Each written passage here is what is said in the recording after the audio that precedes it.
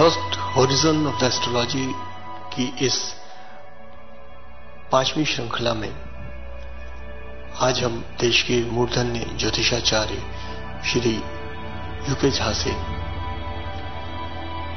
वर्ग, भाव और नक्षत्र इनके विभक्तिकरण के नए संदर्भों, नए अनुसंधानों पर चर्चा करेंगे और ये जानेंगे कि सिद्धांत के कितने अनुरूप ये नए अनुसंधान हैं। तो आइए श्री झा से इस संबंध में बात करते हैं।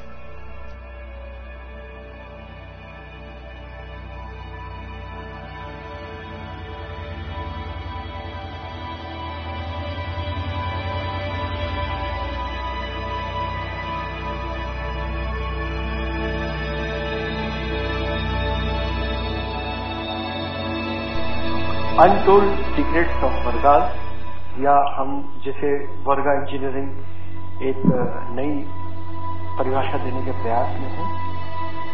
इसकी 5वीं कड़ी में आज हम जिस विषय पर बात करेंगे वह भी वर्गों से जुड़ी है।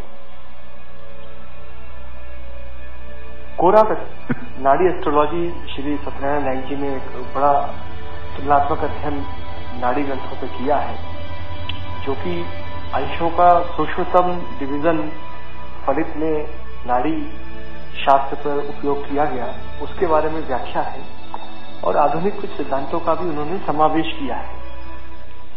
लेकिन यहाँ हम चूंकि दो बातों को आगे बढ़ रहे हैं, विचार देशवर के मनीषियों के लिए है कि वर्ग में दृष्टि संबंध कितना ज्योतिषोक्त है, इस पर पूर्ण विवरण हो चुका है, तथा वर्गों का नक्षत्रों से संबंध स्थापित करना उस पर भी डिस्कशन हो चुका है। लेकिन यहाँ हम इस बात को विस्तार से करना चाहेंगे कि वर्ग और नक्षत्र, या नक्षत्र को वर्गों के अनुरूप विभक्त करना, या वर्गों और नक्षत्रों में एक संबंध स्थापित करके फलित का विकास करना, इस बारे में श्री यूके झा साहब से हमारी चर्चा जारी है। और आए हम उनसे इस बारे में जानते हैं कि वर्ग और नक्षत्र, जिसमें नक्षत्र को फिर हम विभक्त करके फलित विकास में किसी नए अनुसंधान के रूप में उपयोग कर रहे हैं,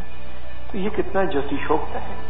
हाँ, ये अवश्य है कि हर अच्छी चीज स्वीकार्य है, क्योंकि किसी व्यक्ति में भी देवअंश हो सकता है, लेकिन उसे ज्योतिष के मूल सिद्धांतों की कसौटी पर भी उतरना चाहिए। आइए हम श्री झा से इस बारे में बात करते हैं।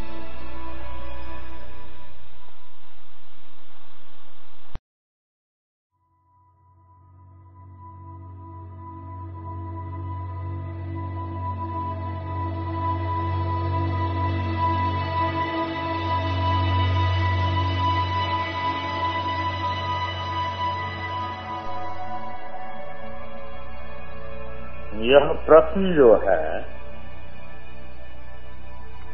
यह प्रश्न बहुत ही मौलिक है।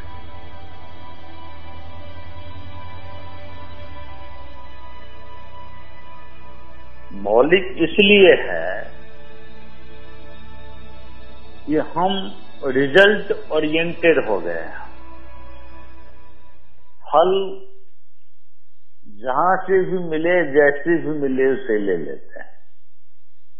लेकिन हमारी आर्ष विद्या ये कहती है कि सिद्धांत सर्वोपरि है, और हमारी महानता वैदिक इतिहास में यही है कि हमने सिद्धांत को कभी भी सिद्धांत का बलिदान नहीं दिया किसी फल प्राप्ति के लिए। हमें मालूम है कि नक्षत्रों का विभाजन करके भी पद्धतियां बन गई हैं जो प्रचलित हैं, और जिनमें बहुत ज्यादा फल प्राप्त होने का दावा भी किया जा रहा है। यह एक सच है।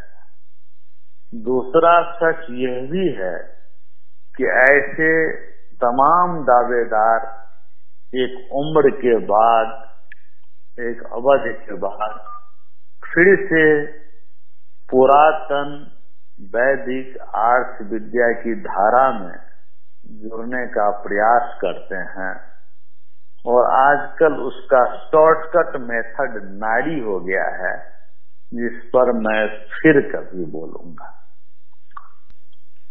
अभी पहले इस बात से बात करें कि नक्षत्रों के विभाजन के आधार पर में जो ज्योतिष बन रहा है, एक प्रोसीडियर सिस्टम है पाश्चात्य सभ्यता में, अनइक्वल डिवीजन ऑफ हाउस।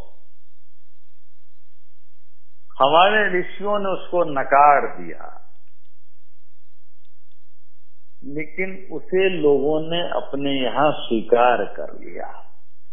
बात नकारने की, स्वीकारने की नहीं है। न मैं किसी के पक्ष में हूँ, न किसी के विपक्ष में हूँ, न मेरा विरोध है किसी अन्वेषणकर्ता से, किसी अनुसंधानकर्ता से, न मेरा समर्थन है किसी रूढ़िवादी और अंधविश्वासी आर्ष मान्यताओं को मानने वाले थे।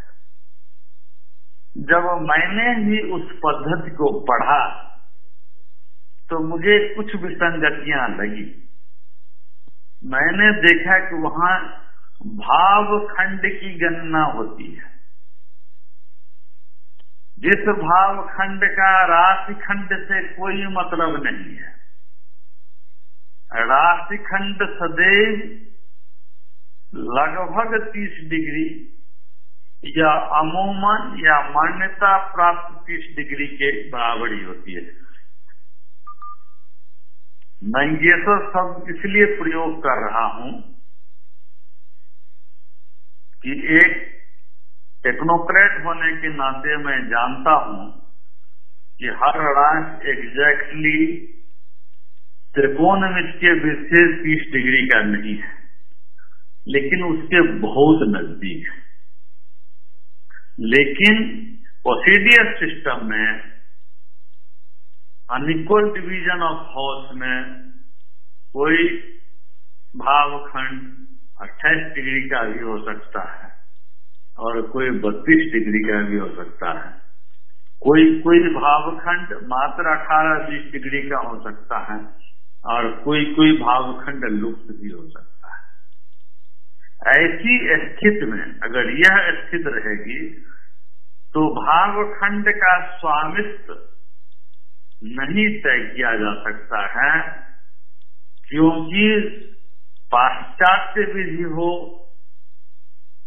या हमारी विधि हो, वैदिक विधि, स्वामित्व तो राशियों को मिला है, किसी भाव को नहीं मिला है। और उस प्रयास में जब उन अनियमित भावखंडों को हम किसी ग्रह से जोड़ते हैं तो यह एक अनर्गल प्रयास है।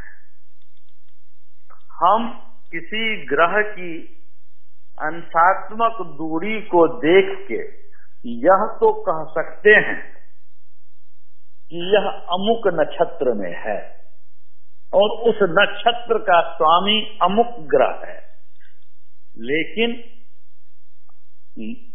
पहला ग्रह और दूसरा ग्रह, जिसको यहाँ पर में कहा जाता है स्टार लॉर्ड, उनको किसी भाव विशेष से नहीं जोड़ा जा सकता है, क्योंकि स्वामित्व तो राशि का है। जब तक भाव राशि के समतुल्य नहीं होगा, यह स्वामित्व लागू करना ऐसे ही होगा जैसे किसी गोल छेद के बीच में वर्गाकार सरिया को प्रवेश कराने का प्रयास होगा। दूसरी बात मैं यह कहूंगा कि इसमें जब फिर उपस्वामित्व सब लॉर्ड की बात होती है तो नक्षत्र का विभाजन भी कर दिया जाता है 9 से। भ्रमवश लोग उसे समझते हैं कि यह नक्षत्र नवमांस है।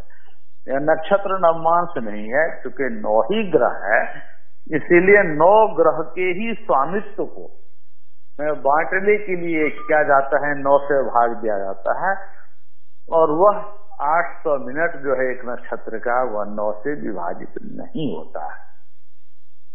तो यह तमाम प्रक्रिया जो है वह अनर्गल है, अतार्किक है, तर्क रहित है, और कोई भी दावा फल मिलने का जो हो रहा है, प्रयास तमाम यह है कि हम सूक्ष्मतम कालखंड की तरफ जाना चाहते हैं।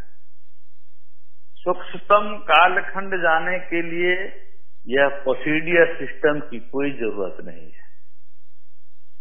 हम उसको तार्किक ढंग से बुद्धिमता पूर्वक तमाम बौद्धिक शक्तियों का उपयोग करते हुए भी कर सकते हैं। और हम जब हम भावखंड को राशिखंड के समतुल्य बना देंगे, तो हम भावाधिपति का उप भावाधिपति भी ढूंढ सकते हैं, और नक्षत्राधिपति का उप नक्षत्राधिपति ढूंढ सकते हैं, ढूंढते हैं। यह मैं ये नहीं कह रहा हूं, आप विभाजन कर दीजिए। नक्षत्र एक घटक है राशि का, उसका स्वतंत्र अस्तित्व नहीं है। और जब भी विभाजन होगा तो राशि का होगा, नक्षत्र का नहीं होगा। नक्षत्र का विभाजन करने वाले सब गलत हो रहे हैं, चाहे वह 36 में करें या 60 में करें, सब कुछ चल रहा है, लेकिन उसको कभी भी वो राशि से नहीं जोड़ पाते हैं।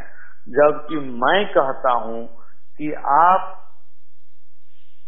राशि का भावाधिपति है, राशि का जो स्वामी है वही भाव का स्वामी है। राशि के मान से आप नक्षत्र का कर सकते हैं। और जिस तरह मैंने कहा था कि ग्लोब में, गोला के अंदर कार्मिक एनर्जी सिग्नेचर वाइब्रेंट कर रहे हैं और कहीं भी जा सकते हैं। मैंने विक्षेप सिद्धांत पिछली बार बताया था, उसके आधार पर मैं फिर से उसको दोहराना चाहता हूं मैथमेटिकली और इंजीनियरिंग पर्सपेक्टिव में, कि वह अभी भी हो सकता है। और कोई भी भाव के, जैसे नक्षत्र के अंदर नक्षत्र है तो भाव के अंदर भी भाव है, राशि के अंदर राशि है। जो मैंने पीछे कहा है कि वर्ग के अंदर वर्ग है, तो जब हम राशि के अंदर राशि को तय कर देंगे तो भाव के अंदर भाव तय हो जाएगा और उपभावाधिपति बन जाएगा। कोई भी चाहे, क्योंकि जब भी हम ये कर रहे हैं तो एक ही बात कर रहे हैं कि एक ही ग्रह का अनेक भावों से प्रभाव कैसा है, अनेक भावों पर में उसका प्रभुत्व कैसा है। और यह चीज वैदिक ज्योतिष में बहुत स्पष्ट है। उदाहरण के लिए मैं दे रहा हूं कि किसी कुंडली में मान लीजिए कि कुंभ लग्न उदित हो रहा है और शनि वृश्चिक राशि में बैठा है, तो शनि का प्रभुत्व 4 राशि पर में सीधा परोक्ष या अपरोक्ष हो जाता है। वह है लग्न, द्वितीय भाव, क्योंकि कुंभ राशि का स्वामी है, वृश्चिक राशि में है, इसीलिए वृश्चिक राशि पर में, और वहां से वृषभ को देखता है तो वृषभ राशि को। यहाँ 4 पर में तो उसके प्रभुत्व का हलचल हो ही रहा है। मैं शनि के विशेष दृष्टि को नहीं ले रहा हूं। अब मान लीजिए, कल्पना करें कि शनि वृश्चिक राशि में किसी खास ग्रह के नक्षत्र में है, उदाहरण के लिए मान लें कि वह बुध के नक्षत्र में है, तो बुध जो है का जो 2 राशि है मिथुन और कन्या, उस पर भी नैसर्गिक रूप से शनि के प्रभुत्व का अंतर क्रिया शुरू हो जाएगा। और बुध जिस राशि में है उस राशि से भी, क्योंकि वह शनि का भावाधिपति है, मैं गलत कह गया, नक्षत्राधिपति है, तो इस तरह से 4 और 3 7 हो गया। शनि वृश्चिक राशि में है तो उसका भावाधिपति जो है मंगल के 2 राशि जो है मेष और वृश्चिक में तो है ही, तो एक ही हुआ, तो 7 1 8 हो गया। अब बुध जहां उसका नक्षत्राधिपति है, स्टार लॉर्ड है, वह जहां वो उस नक्षत्राधिपति का जो है उसके त्रिकोण में जो राशि है, जैसे कि कर्क और मीन, तो 8 और 2 10, यहां तक तो शनि का प्रभाव चला ही गया, इधर से या उधर से, किधर से भी कभी हिचकता भी नहीं हूं। सिर्फ वैदिक ऋषियों में यह ताकत थी कि उन्होंने तर्क को एक पूर्ण विषय के रूप में विकसित किया। तर्क शास्त्र, न्याय शास्त्र, मीमांसा, और ज्योतिष में कहते हैं कि logic is the essence of astrology. तर्क ही ज्योतिष शास्त्र की आत्मा है। तो इन तमाम चीजों को अगर हम देखें तो हमको कहीं किसी चीज के डिवीजन की जरूरत नहीं पड़ती है। हमारी वैदिक सिस्टम में वह है, हम वह प्राप्त कर सकते हैं, और नई पद्धति बनाना हो तो हर रोज बना सकते हैं, हर दिन एक नई पद्धति बना सकते हैं। उसमें मैं कोई नई बुद्धिमता नहीं समझता हूँ, नई कोई मेधा शक्ति नहीं समझता हूँ, क्योंकि ऋषियों ने जो देखा वो दृष्टा थे और हम दृष्टा नहीं हैं। लेकिन उनकी बात को समझने के लिए हमको उनके मार्गों का ही अनुसरण करना पड़ेगा। और जब तक हमारा चिंतन मनन एक ऋषि की तरह नहीं होगा तो हम ऐसे ही खेलते रहेंगे क्रिकेट और कबड्डी की तरह ज्योतिष जगत में, तमाम सिद्धांतों को देकर जिनका कोई धरातल नहीं होगा। यही कहूंगा और क्या कहूंगा। बहुत बहुत धन्यवाद आपका। और अगली कड़ी में हम फिर इन अंशों के विभक्तीकरण या अंशात्मक जो